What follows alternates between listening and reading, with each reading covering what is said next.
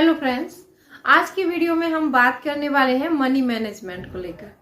दोस्तों, जिनका money management शुरू से अच्छा होता है उनको फाइनेंशियली कोई प्रॉब्लम नहीं होती है और वो लोग बड़ी ही आसानी से अपनी जिंदगी को जीते हैं और इतना कॉर्पस इकट्ठा कर लेते हैं वो अपनी लाइफ में कि वो अपनी जिंदगी आराम से जिए और उनके बच्चों को उनको कोई प्रॉब्लम नहीं आए, जिनका मनी मैनेजमेंट अच्छा होता है।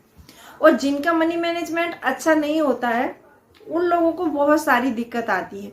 आपने कोरोना महामारी के दौरान देखा होगा कि जिन लोगों के पास अच्छा कॉर्पस था और मनी मैनेजमेंट अच्छा था उनको कोई दिक्कत हुई नहीं, लेकिन ऐसा नहीं है कि कोई दिक्कत नहीं हुई, ज्यादातर लोगों को दिक्कत नहीं हुई और उन लोगों को ज्यादा स्ट्रगल करना पड़ा कि जो लोग अपने मनी का अच्छे से मैनेजमेंट नहीं करते हैं। तो आज की वीडियो में हम बात करेंगे मनी मैनेजमेंट के बारे में। पिछला वीडियो जो मैंने बनाया था वो पार्ट 1 था, आज मैं ये पार्ट 2 लेकर आई हूँ। उसमें मैंने एक रूल कैटेगराइज किया था, उसकी कैटेगरी के अनुसार आप अपने मनी का मैनेजमेंट कैसे कर सकते हैं। और आज की इस वीडियो में हम बात करने वाले हैं, कुछ छोटी छोटी बातें हैं, आप उनको अगर ध्यान में रखकर चलेंगे तो आपके मनी का जो मैनेजमेंट है बहुत अच्छा होगा और आप जिंदगी में सफल हो पाएंगे और अपनी जो फाइनेंशियल प्रॉब्लम है उससे अच्छे से लड़ पाएंगे। तो चलिए वीडियो स्टार्ट कर लेते हैं।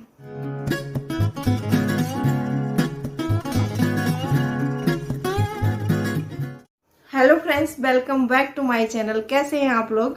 आई होप आप बहुत अच्छे होंगे और सेहतमंद होंगे और आप लगातार मेरी वीडियो के साथ भी बने हुए होंगे। दोस्तों, आज की वीडियो में हम बात करेंगे मनी मैनेजमेंट के बारे में। तो चलिए, ज्यादा नहीं बोलती, मैंने पिछले कुछ लाइनों में समझा दिया है आपको और ऑब्वियसली आपको समझ आ गया होगा। दोस्तों, वीडियो स्टार्ट होने से पहले मेरा एक नम्र निवेदन है, अभी तक आपने चैनल को सब्सक्राइब नहीं किया है तो सब्सक्राइब कर लीजिए इस चैनल को और बेल आइकन को भी जरूर प्रेस कर दीजिएगा ताकि ऐसी इंटरेस्टिंग वीडियो की नोटिफिकेशन आपको मिलते रहे। दोस्तों, वीडियो पसंद आए तो एक लाइक जरूर करना और नहीं आता है तो आप डिसलाइक भी कर सकते हैं, कोई प्रॉब्लम नहीं है। और अगर अच्छे लगे कुछ भी पॉइंट, कोई भी पॉइंट आपको अच्छा लगता है तो कमेंट करके जरूर बताना। तो चलिए स्टार्ट करते हैं वीडियो को। सबसे पहला पॉइंट है मेरा, छोटी छोटी बातों का रखे ध्यान। अब इसमें क्या है, देखिए दोस्तों, हमें ये नहीं है कि हम पैसा कितना जोड़ रहे हैं, लेकिन ये है कि हम जितना कमा रहे हैं उसमें से एक्चुअली में कितना सेव कर रहे हैं। जो भी हम सेव कर पाते हैं मंथ में वो कहीं ना कहीं हमारे काम में आता है। अमाउंट से मतलब नहीं है कि ये नहीं कि हमने 1 लाख इकट्ठा किया, हमने 1000 इकट्ठा किया, एटलीस्ट हमने कुछ अमाउंट इकट्ठा किया और उस अमाउंट को हमने सेविंग करके किसी उसमें बैंक के किसी अकाउंट में डाल दिया या किसी को इंटरेस्ट पर दे दिया, या आप मान लीजिए अपने लिए कुछ भी गोल बना रहे हैं उसके लिए इकट्ठा कर सकते हैं। छोटी छोटी बातों का रखे ध्यान। तो इसमें हमें कैसे मैनेजमेंट करना है, छोटी छोटी बात मेरा मतलब ये है कि घर में जो भी छोटी छोटी चीजें हैं जिनमें हम बेफिजूल पैसा खर्च हमारा ज्यादा हो जाता है उसका हमें विशेष ध्यान रखना है। जो बोलते हैं कि जब बूंद बूंद से घड़ा भरता है, तो यही मेरा कहना है यहाँ पर कि हम छोटी छोटी बातों का ध्यान रखेंगे तभी हम बड़े गोल को अचीव कर पाएंगे और बड़ी सेविंग तक तभी पहुंच पाएंगे हम।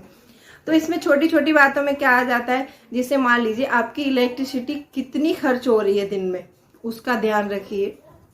उसको हम अगर उसमें मान लीजिए इलेक्ट्रिसिटी में महीने में अगर हम 200 रुपये बचा लेते हैं तो वो समझिए 1 साल का हमारा कितना हो गया, 2400 हो गया।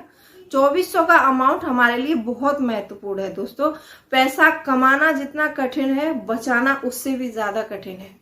आपके कोई इलेक्ट्रिक, जैसे मान लीजिए कोई इलेक्ट्रिक का अप्लायंस है आपके घर में, फ्रिज हो गया, आपका कूलर हो गया, एसी हो गया, आप उसको थोड़ा अच्छी तरह मेंटेनेंस करके रखेंगे तो वो ज्यादा टाइम तक चलेंगे। आपके अप्लायंसेस ज्यादा चलेंगे तो आपको ज्यादा पैसा खर्च करने की जरूरत नहीं है। मान लीजिए आप देख ही नहीं रहे हैं, फ्रिज चल रहा है चले जा रहा है, कूलर चल रहा है चले जा रहा है, तो लाइट भी वेस्ट होगी और हमारा अप्लायंसेस खराब हो गया, उसके लिए हमें पैसे भरने पड़ेंगे, वो अलग। और आपके किचन में जो भी पेंट्री में सामान होता है आपका, उसको चेक करते रहिए समय से समय, कुछ सामान खराब तो नहीं हो रहा या कुछ ऐसी चीज तो नहीं है जो जल्दी खराब हो जाएगी और हमको फेंकनी पड़ जाएगी। तो ऐसी चीजों को हमेशा चेक करते रहिए। दाल वगैरह होती है उनको अच्छे से सुखाइए और अपनी रसोई का ध्यान रखिए। छोटी छोटी बातों को ध्यान रख के हम काफी सारा पैसा बचा सकते हैं। अब दूसरा पॉइंट आता है, बच्चों को सिखाएं पैसों का महत्व। दोस्तों ये बहुत इंपॉर्टेंट पॉइंट है, क्योंकि हमारे जो बच्चे हैं, हम क्या करते हैं कि बच्चों की सारी जरूरतें बच्चे बोल नहीं पाते उससे पहले पूरी कर देते हैं। तो बच्चों को पैसों का महत्व बिल्कुल पता नहीं चलता है। ऐसे में बच्चे की बिगड़ने की संभावना जो ज्यादा रहती है। आप बच्चे को हमेशा पैसे का महत्व बताइए और उसको बचत करना भी सिखाइए। इस पर मैंने एक सेपरेट वीडियो बना रखी है, लिंक डिस्क्रिप्शन बॉक्स में दे दूंगी और आई बटन में भी मिल जाएगा आपको, वहां से देख सकते हैं आप। तो बच्चों को पैसे के महत्व बताना बहुत जरूरी है। जब भी बच्चा आपसे किसी भी चीज की डिमांड करता है, उसको तुरंत लाकर मत दीजिए। जैसे बच्चे ने सुबह बोला कि पापा मुझे तो वो टॉय चाहिए, और आप दोपहर को गए प्यार में आके, क्योंकि आपको बच्चा बहुत प्यारा है और आपने उसको तुरंत लाके दे दिया, तो बच्चे को क्या पता चलेगा कि पैसे की महत्व क्या होता है, या फिर पैसा कैसे कमाया जाता है, पैसा खर्च करना आसान होता है। बच्चों को लगता है कि बस पापा से बोल दो, पापा लाके दे देंगे। तो आपको ऐसा नहीं करना है। बच्चे को उस चीज के लिए समझाइए और मना करिए, जो उसके अगर काम का नहीं है तो उसको लाके बिल्कुल नहीं देना है आपको। वॉरेन बफेट कहते हैं कि ये जो टॉय होते हैं बर्बादी का कारण होते हैं, क्योंकि इनसे कुछ भी पैसा नहीं मिलता। आएंगे 500 रुपए का आया, 600 रुपए का आया, बच्चे 2 दिन खेलेंगे और तोड़ डालेंगे, उसका कुछ मिलेगा नहीं आपको। तो आपको टॉय पर पैसे बर्बाद नहीं करने। तीसरा पॉइंट मेरा ये है कि शॉपिंग के लिए प्लानिंग करें। जैसे मान लीजिए आपको किसी चीज की शॉपिंग करनी है, तो उससे पहले आप अपने घर में एक बार बैठिए, पति पत्नी माँ बाप जो भी है उन बैठिए और देखिए कि आपको मंथ में क्या क्या शॉपिंग करनी है।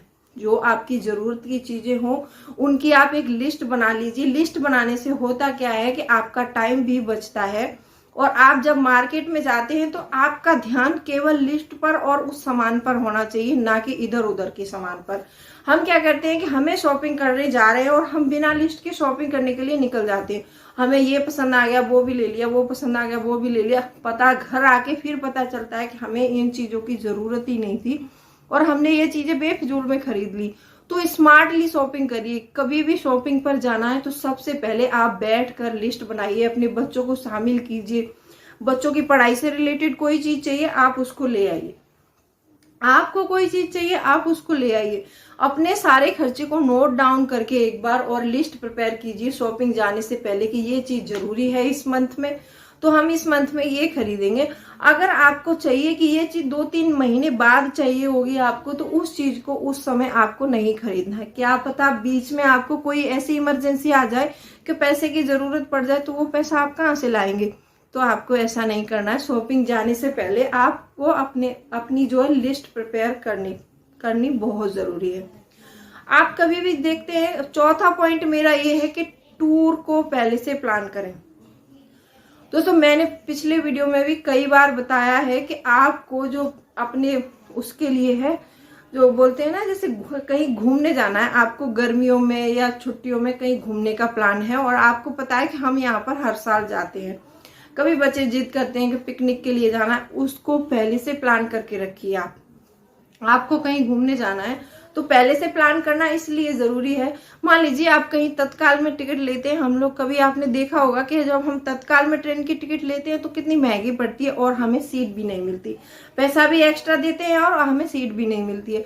तो इसलिए टूर को पहले से प्लान कर लीजिए। आप अपना देख सकते हैं, जो आपकी हवाई जहाज से जा रहे हैं आप या किससे जा रहे हैं, आपकी फ्लाइट की जो टिकट्स हैं वो पहले से बुक करा सकते हैं। अगर इमरजेंसी में कराते हैं हम लोग तो फिर वो टिकट महंगी मिलती है। आप अपने होटल की बुकिंग देख सकते हैं वहां पर, तो आपका बहुत सारा पैसा ऐसे भी बच जाता है। और नंबर 5 मेरा ये है कि ये मैं हर वीडियो में बताती हूँ कि आप जो भी सेविंग करें उसको इन्वेस्ट जरूर करें।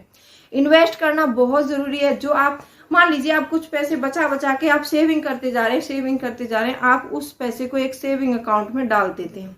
सेविंग अकाउंट में आपको कितना ब्याज मिलता है, मुश्किल से 1 या 2% का ब्याज मिलता होगा। तो आपको ऐसा नहीं करना। आप चाहे तो पीपीएफ अकाउंट खोल सकते हैं, मैंने कल ही वीडियो डाली है इसके ऊपर, आप वो वीडियो देख सकते हैं। आप कहाँ स्मार्टली जो है इन्वेस्ट कर सकते हैं अपना पैसा और कुछ सालों में अपने पैसे को डबल भी कर सकते हैं।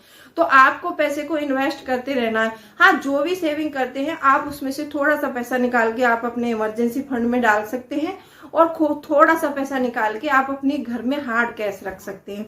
इसके ऊपर भी मैं बहुत जल्दी वीडियो लाने वाली हूँ कि जो फाइनेंशियल सिक्योरिटी क्या होती है, उसके लिए मैं एक वीडियो लाऊंगी। 2-3 दिन लगेंगे, मैं ला दूंगी आपके लिए। बहुत अच्छा वीडियो होगा, आप उस वीडियो को जरूर देखना। तो ये फाइनेंशियली प्लानिंग करना बहुत जरूरी है। आप पैसे को इन्वेस्ट जरूर करें। इन्वेस्ट करने से, अगर हम पैसे को लॉन्ग टर्म के लिए इन्वेस्ट कर सकते हैं, तो मैंने बहुत से लोगों को देखा है कि इन्वेस्टमेंटिंग से लोग करोड़पति भी हुए हैं।